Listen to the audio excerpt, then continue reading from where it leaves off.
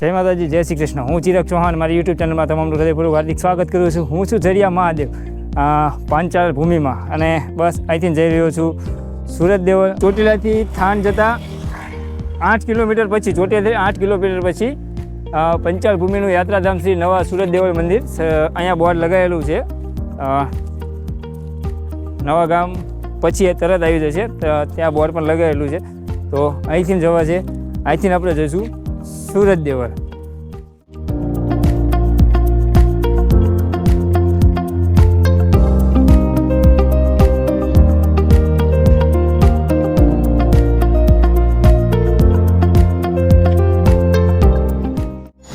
અત્યારના સમયમાં સિટીની જેમ ગામડામાં પણ બધા લોકો બહુ સારા બંગલા અને બહુ સારા મકાન બનાવતા હોય છે.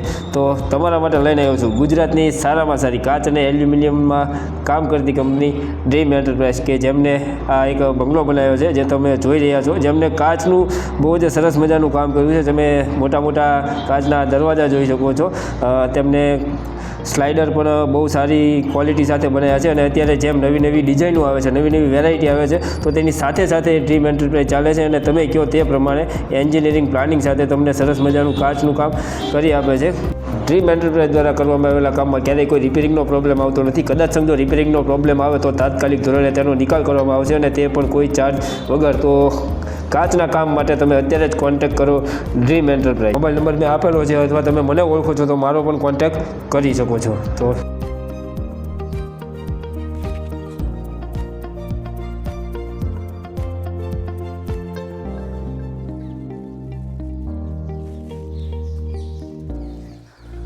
બહુ જ સરસ મજાનું મંદિર છે. આ નવું સુરત દેવળ મંદિર કહેવાય. કાઠી ક્ષત્રિય સમાજના ઈષ્ટદેવ સૂર્યનારાયણ ભગવાનનું આ સરસ મજાનું મંદિર. જૂનું મંદિર થાનગઢમાં છે. થાનગઢ સુરેન્દ્રનગર જિલ્લાનો તાલુકો છે. જૂનું મંદિર ત્યાં છે. તો આ નવું મંદિર કેમ બનાવ્યું એની પણ તમને હું વાત કરું. તો પહેલાં જ આપણે સૂર્યનારાયણ ભગવાનના દર્શન કરીએ, સરસ મજાનું આ પરિસર જોઈએ, અને પછી તમને ઇતિહાસ વિશે થોડી માહિતી આપું.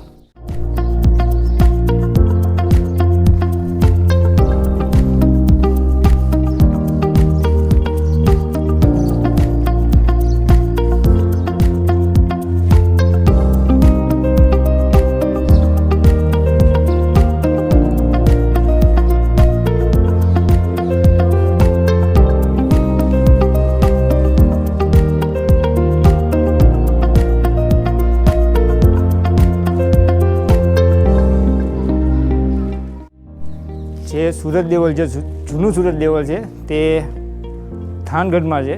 તે મંદિર 100 વર્ષ પહેલાં કેન્દ્ર પુરાતત્વ ખાતામાં જતું રહ્યું. તો તે પછી કાઠી ક્ષત્રિય સમાજે તેમના ઈષ્ટદેવ સૂર્યનારાયણ ભગવાનનું અહીંયા મંદિર બનાવ્યું. આ મંદિરના ઇતિહાસ અને તે આ તખ્તીમાં લખેલું છે. જેના પહેલાં મહંત હતા ભગવાનદાસ બાપુ.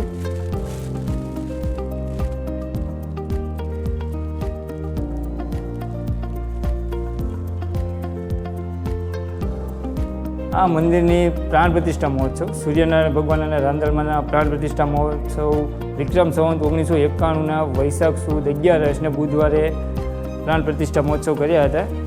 તો અત્યારે ચાલે છે વિક્રમ સંવત 2080 અને 91, એટલે 89 વર્ષ જેટલો સમય થયો આ મંદિરના પ્રાણ પ્રતિષ્ઠા મહોત્સવ થયા તેને.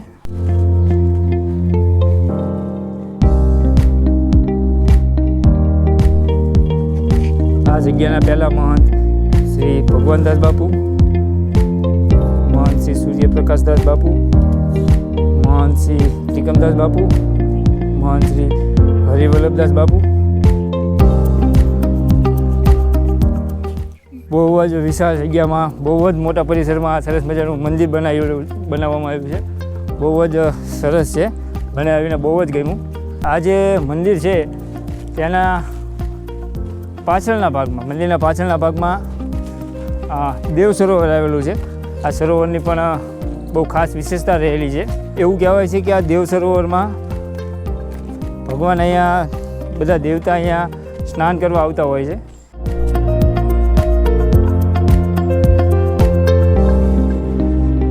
આપણે છીએ સૂર્યનારાયણ મંદિરે.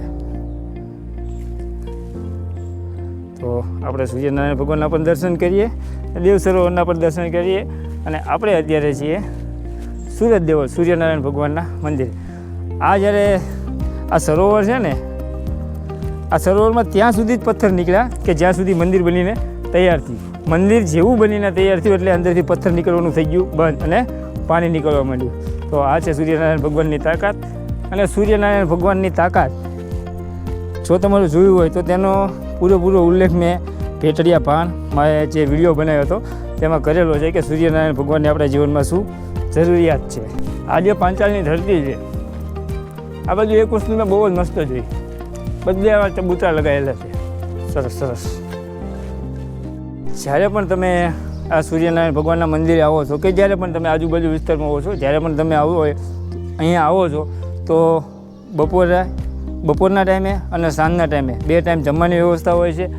ચા 24 કલાક હોય છે અને અહીંયા રહેવાની પણ બહુ જ સરસ મજાની વ્યવસ્થા છે. તમે જોઈ શકો છો બધા રૂમ છે અહીંયા. પહેલી સાઈડ ભોજનશાળા છે, જમવાનો કે રહેવા માટે જે વ્યવસ્થા કરી આપવામાં આવે છે તેનો કોઈ પણ પ્રકારનો કોઈ ચાર્જ લેવામાં આવતો નથી. તો જ્યારે પણ તમે આ બાજુ આવો તો ચોક્કસથી આવજો, તમને પણ બહુ ગમશે.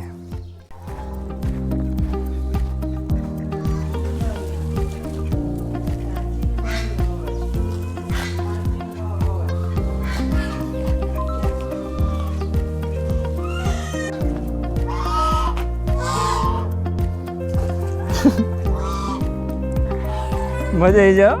હા,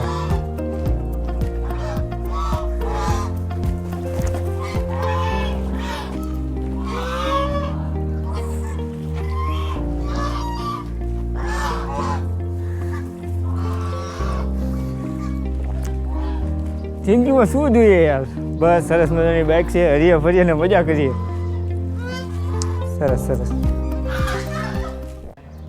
જ્યારે પણ તમે આવો સાવ નજીક જ છે, ચોટીલાથી 10 કિલોમીટર દૂર છે.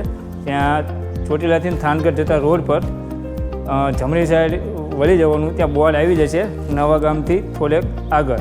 અને ઝરિયા મહાદેવ જે છે તેની તે રસ્તો પડે તેની થોડેક જ પહેલાં ત્યાં બોર્ડ પણ મારેલું છે. મને આવીને બહુ જ ગમ્યું. તમે જ્યારે પણ આ બાજુ આવો તો ચોક્કસથી આવજો. બહુ જ સરસ મજાનું સૂર્યનારાયણ ભગવાનનું મંદિર છે. અને હું તો કહું સૂર્યનારાયણ ભગવાનના જેટલા મંદિર હોય ત્યાં દર્શન કરવા ચોક્કસથી જવું. મારી પોતાની ઈચ્છા એવી છે કે બધા સૂર્યનારાયણ ભગવાનના જેટલા પણ મંદિર છે ત્યાં દર્શન કરવા જવું. ભેટડિયા પણ જઈ આવ્યો, અહીંયા આવી ગયો. હવે મોઢેરા અને બાજુ પણ કંઈક પ્લાનિંગ કરશું.